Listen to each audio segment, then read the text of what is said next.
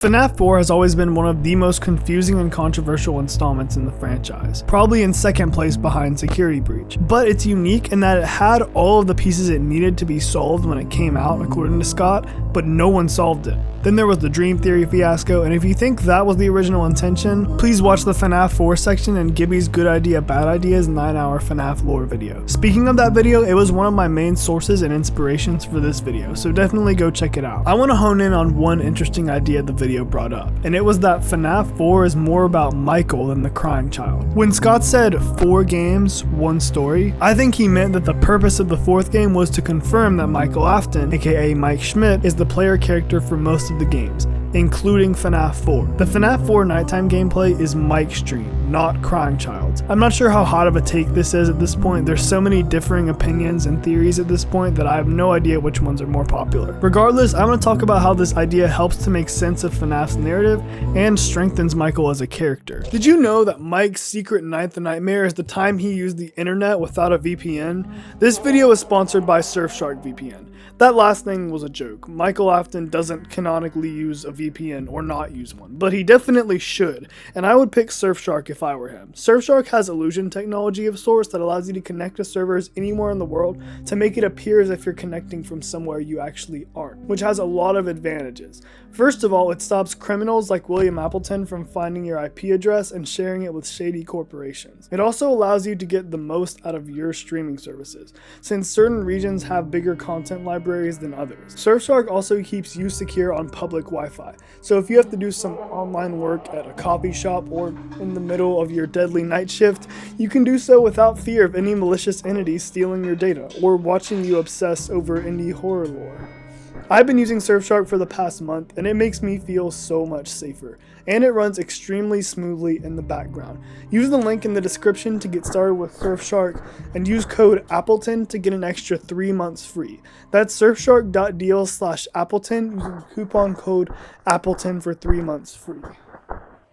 Not again. First, I want to bring up the initial evidence that points to Micmirare, which is what I'm calling this theory. If you boot up FNAF 4 and listen closely, you'll hear these radio signal-esque sounds mixed into the ambience. Interesting messages and distorted audio wasn't anything new to FNAF fans, so people messed around with the audio files, and it turned out to be a garbled version of the FNAF 1 phone call. Crying Child never heard the FNAF 1 phone call. You might think this isn't important. It could just be a little Easter egg Scott wanted to include in what he thought was the final game in the story. Or maybe he was just being an efficient game designer and reusing assets. The only issue is, he's used stock assets for staticky and distorted noises in the past, like with the FNAF 1 speaking sound and Mangle's static, and people tore these sound bites to bit, looking for any kind of hidden meaning. In both cases, Scott wasn't intending to send some secret message, but people still picked it apart. By the time he was making FNAF 4, he knew the fanbase would investigate every asset in the game, so why wouldn't he use another unrelated stock asset for this audio, like with the others,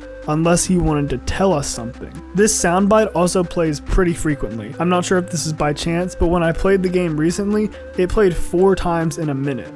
By itself, I wouldn't say the phone call is good enough evidence to confirm Micmirare. There's still some reason to believe it could be a coincidence, but what isn't a coincidence is Mike's response to the spirit in the logbook when it asks if he has dreams. He draws a very detailed nightmare or nightmare Fredbear. This combined with the phone call evidence means Mike experienced this dream sometime after his first night at the FNAF 1 Freddy's location, and that this is what we play in FNAF 4. Some people like to say that nights 1 through 5 are Crying Child's experience, and that any night after that is Mike's. The only issue with this theory is that it suggests that Mike and Crying Child have the exact same dreams. And from a lore perspective, it wouldn't make sense to make a game where you play the same nightmare every night, but it turns out that this nightmare is being had by 2 separate characters. It is possible that the Crying Child / Mike theory could be true with things I'm going to mention soon, but it doesn't disprove Micmirare. But what about illusion discs, you may be asking? I mean, MatPat, the man himself, the prophet of FNAF lore, did say that Nightmare's design in the game confirms that the Nightmare animatronics use illusion discs. And it's true, if you take a look at Nightmare's extras menu render,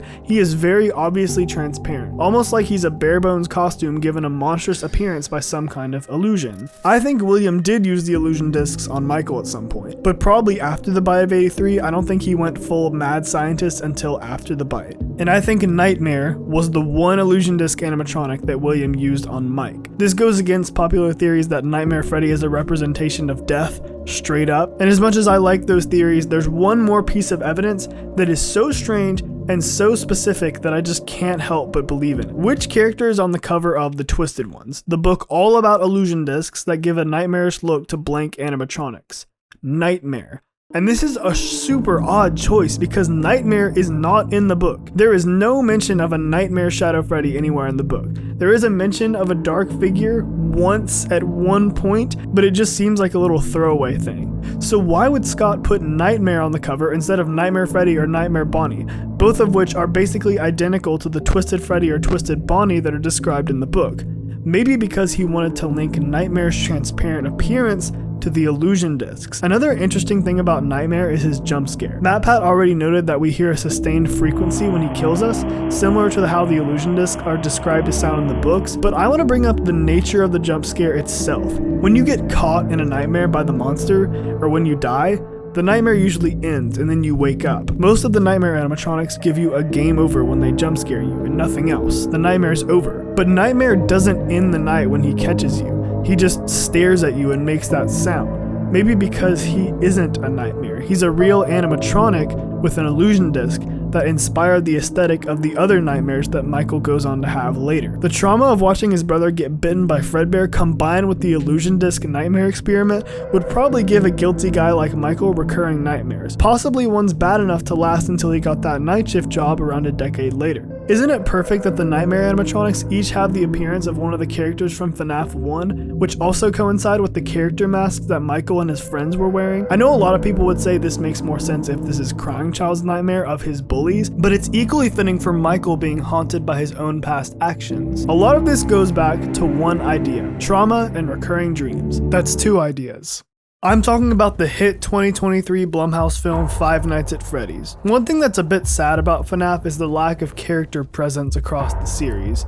I'm not saying that's a flaw, it's an aspect of the franchise that gives people room to have fun imagining their personal take on the little aspects of each character while still establishing the main ideas. It's just strange that the most fleshed out human character of the games might just be Henry, and just about all the dialogue we get from him is the 2-minute speech at the end of FNAF 6, just one of the games. All we have to work with for William in the games is the few voice lines in Sister Location, Pizzeria Simulator, and FNAF AR. Bonk Boy made a great video analyzing Afton's voice lines and what they say about his character. Definitely go watch it. As for Michael, the main protagonist of the first 6 games, excluding FNAF 2, we have the Sister Location cutscene speech and the red marker writing in the security logbook. The Sister Location monologue mainly serves to make it obvious that we play as William Afton's son in Sister Location, but we do learn a few things about Michael's personality through the logbook. We learn that he's a bit of a snarky guy. When the logbook asks what fictional characters the reader relates to on page 30, Michael answers Clara from The Immortal and the Restless. Quote, "Because everything about this place is crazy and no one seems to notice except me." When the book asks where the reader sees themselves in 5 years on page 32, he draws a tombstone. Page 100 prompts the reader to draw the optimal layout for a Freddy Fazbear's Pizza, and Michael draws a little comic of himself locking Freddy in a prison cell. The Sister Location speech gives us a little glimpse of Michael's serious side, while the logbook shows us his goofier bored at work side. I say bored at work because it's very likely that Mike used the logbook while working at Fazbear's Frights, but before Springtrap was added to the attraction. In the games, we get a lot of Mike's unserious side, and he basically doesn't exist in any of the book continuities. This is where I like to think the movie comes in. While movie Mike's story is definitely different in the details, the basic idea is still the same. He can't get over the loss of his brother that destroyed his family, and he feels responsible for it, frequently having dreams about it even a decade later. Movie Mike's personality seems pretty consistent with what we know about Michael Afton. He's sarcastic and a bit pessimistic, but that nonchalant attitude he puts on crumbles when it comes to family matters. In the movie, Mike stays at Freddy's even after discovering the possessed animatronics because he feels connected with his brother while he's there. I think the same applies to Michael in FNAF 1. I think his shifts at Freddy's cause his normal nightmares to change a bit, just as the dreams change in the movie. In FNAF 4, the animatronics behave in a very specific way. Just like in FNAF 1, Bonnie comes from the left, Chica comes from the right and rummages around in the kitchen, Foxy needs to be checked on now and again, and Freddy is kind of irrelevant to the gameplay. I think Michael's normal dreams start working this way because of his experience at Freddy's. The FNAF movie soundtrack is great. I really like the music that plays during Mike's dream sequence, called Mike's Dream Sequence. It kind of sounds like the FNAF 4 ambience. It's actually almost exactly the same as the FNAF 4 ambience. In fact, it's in the same key and plays the exact same notes, E and C, back and forth in this wind chime-like pattern. This could not have happened unless Scott specifically told the Newton brothers to base Mike's dream music on the FNAF 4 ambience, and that is 100% something he would do. With that connection in mind, it makes me wonder if FNAF 4's main 5 nights happen in the same way movie Mike's dreams did, with each one happening after a night at FNAF 1 Freddy's, with Fredbear replacing the others in his mind when he starts to sense his brother's presence in the restaurant. In the movie, Mike's big traumatic moment causes him to be extremely sensitive to the idea of a kid getting kidnapped. So what type of effect would the Buy of 83 have had on game Mike? Michael Afton has automatonophobia, the fear of animatronics. Please hear me out.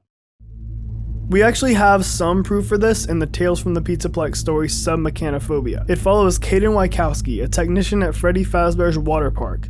Yeah, who starts discovering evidence of dead children in the giant mech aquarium in the middle of the park. Caden's main character trait is his phobia of underwater machinery, which makes his main job of repairing underwater animatronics a little bit inconvenient. Caden comes to the mech aquarium to look for more evidence of missing kids, and Caden's boss tries to stop him, disguising himself as one of the animatronics to try to drown Caden. Caden fights back, knocks off his boss's diving helmet, and while he struggles to hold his breath, all of the underwater animatronics drag him down to the bottom of the aquarium. Caden's boss seems to be a William Appleton parallel, so it's not out of the question for Caden to be a Michael parallel as well. And for what it's worth, in this short story, Caden has a nightmare about the underwater animatronics. The story could be trying to tell us something about Mike's character.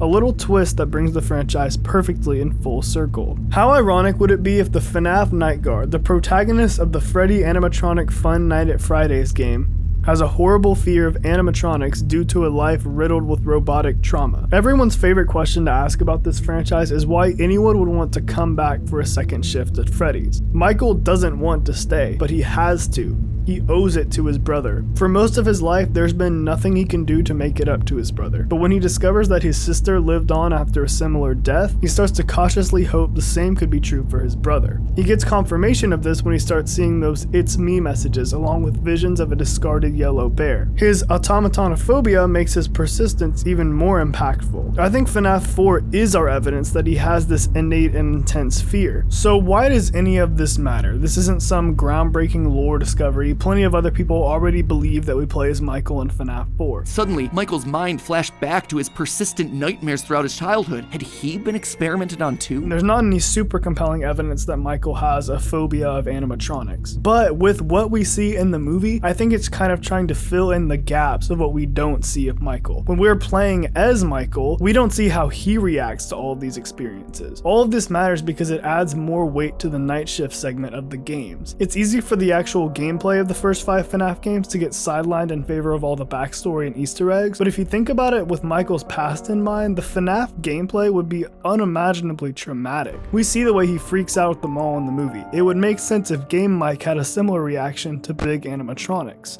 In FNAF 1 and also 3, he's basically taking the role of the crying child way back in 1983, being bullied by Foxy, Chica, Bonnie, and Freddy. Whether they're illusions or rotten zombie suits, they're always there somewhere. Michael doesn't run away because he knows he can fix this, and he feels like he deserves this. What about FNAF 2 though? Basically none of this applies to the second game. The first 6 nights are just Night at the Museum.